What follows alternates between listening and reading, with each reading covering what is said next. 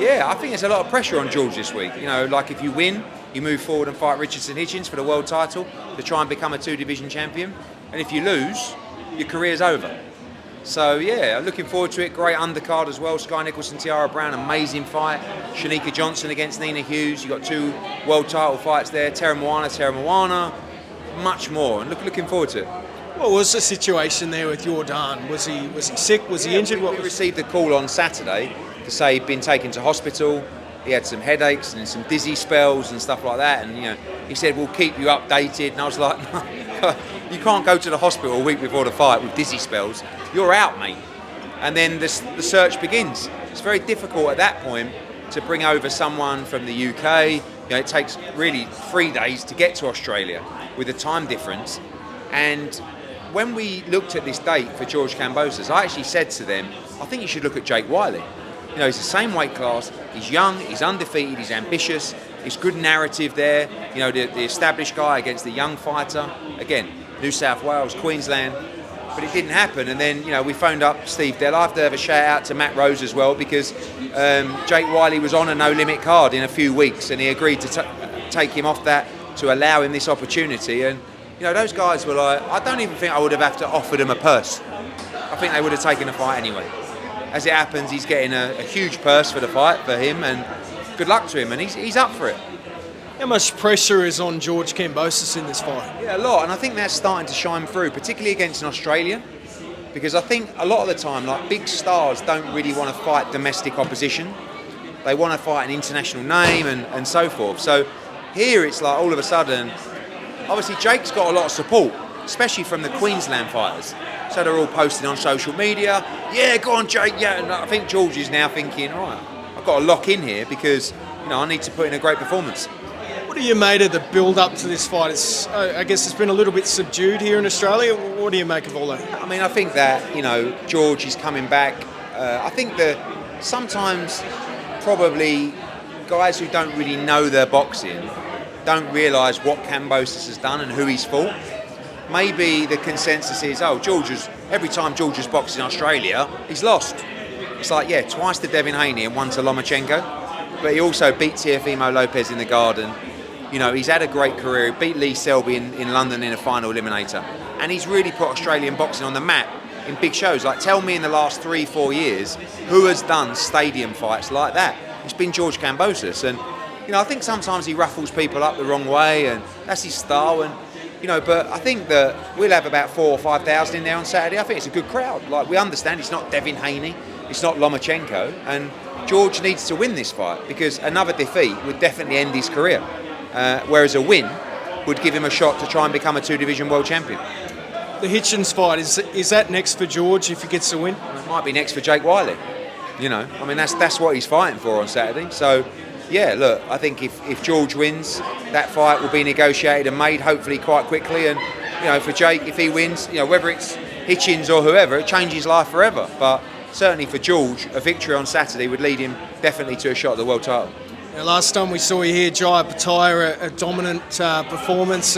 What's next for Jai Opetaia? So we've been in talks with Mick Francis and Spencer Brown and His Excellency about the Zurdo Ramirez unification.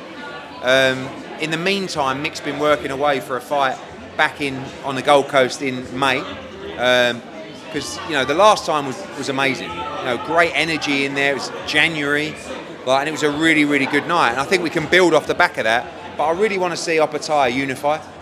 Zurdo Ramirez is a great fight. Now you've got Badu Jack fighting Rosicky on May the 3rd in Riyadh.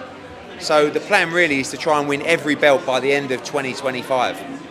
But he does want to stay active, and that may come with another home defence in May. Would you like to see Jai fight more here in Australia and build his profile, or does he sort of fight overseas? Really, the sad thing is he shouldn't need to build his profile. I mean, he beat Maris Bradis in Australia, broke his jaw in 2 places and fought nearly the whole fight with it. He should be a superstar in this country. I know that he's building, even through his fights in Riyadh, the profile's building, but, he needs to go where the big fights are. So maybe one more. And listen, if we can ever bring a big stadium fight or an arena fight with government funding to Australia, I think he really deserves it. Liam Paro, he seems to have signed a deal with no limits. Can you sort of share what happened there? Yeah, we were out of contract with Liam Paro, and he advised us about his contract offer from No Limit. We had an opportunity to match it, and I think it's a good opportunity for him. So we let him go and take that fight, and I think it's the right thing for him. You know, I think that right now there aren't any big fights for Liam in America, so you know there's a big show for him to fight on in April coming up on No Limit, and I think it's a good move for his career. Big fight coming up, Tszyu, Joey Spencer. Last time you were here, you had some comments. The jury's still out on Tszyu. What do you make of that fight, Tszyu, Joey Spencer? I don't think the jury is out that Tszyu is a world-class fighter. There's no doubt. But the jury is out if he can beat the elite guys. That's all.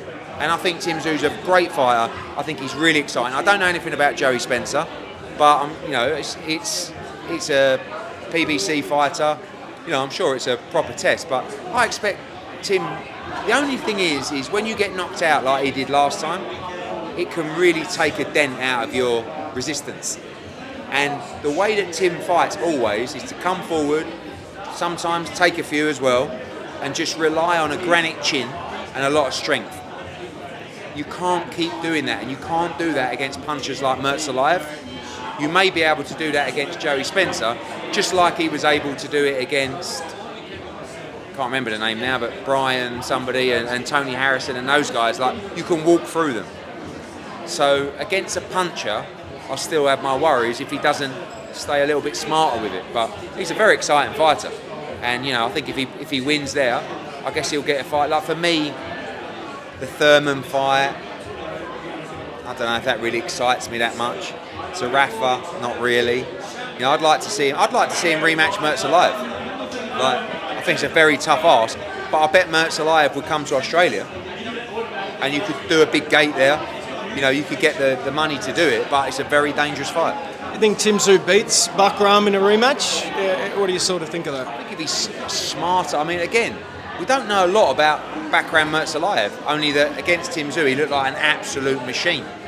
But does he do that against someone that moves? Does he do that with someone with a high boxing IQ that can move in and out of distance? Clearly a very dangerous, world-class fighter. But like I said, like Tim is, I don't want to be critical of Tim because I think it, but he's yet to prove. Like, it's difficult with a Fundora fight because of the cut and stuff like that. But I don't think Fundora's that great. I mean, Fundora got knocked out by, is it Brian Mendoza, who he fought, and I think maybe on a good day without the cut, Tim can beat Fundora. You saw Keith Thurman out here last week. He had a good win. Tszyu, Keith Thurman, does that excite you? Maybe. I mean, I love Brock Jarvis. I don't think they should be letting him fight at that level. He got knocked out by Liam Paro in a round. He got knocked out real badly there against Keith Thurman. Like, it's not. You've got to be more responsible than put him in that level. But Keith Thurman is old now. But he can still fight, and he's a great entertainer. I watched a lot of the build-up from afar. I found it all funny, and it was good. I guess you can now sell Tszyu against Keith Thurman, but I don't know where it takes him. Do you know what I mean? Like, for me, I'd like to see Tim become world champion. I think he was elevated there briefly without fighting for it, and that's not his fault, but it's not. I think in his heart of hearts, he wants to go and beat a world champion or become an actual world champion in a ring. So hopefully he can get the win against Joey Spencer and move on in a big fight. Now, you put a few shows on here in Australia now. How do you sort of assess the landscape here? What are your thoughts? I think it's got so much potential here. Like, I've got to be honest. Like, sometimes when we sit as a company, as a board, they question my madness about us still doing events in Australia. But I just feel like there's so much potential here. I like coming here. I like the people. I like the fans, and I think they're just like us. They love live sport. They love a night out. They love a beer. Like, I really feel like if we get the model right on TV, it has so much growth potential here. But it's just about accessibility and pushing the profile of the sport. But you've got so many great fighters. And we'll be doing, obviously we did January with Mick in the Gold Coast, Saturday in Sydney, also May probably with Opetaia. 5 to 6 shows here this year, and then we'll see where we get with Foxtel and The Zone, and hopefully we can get something really strong going with a dozen shows a year. Nice one. Appreciate it, mate. Thank you.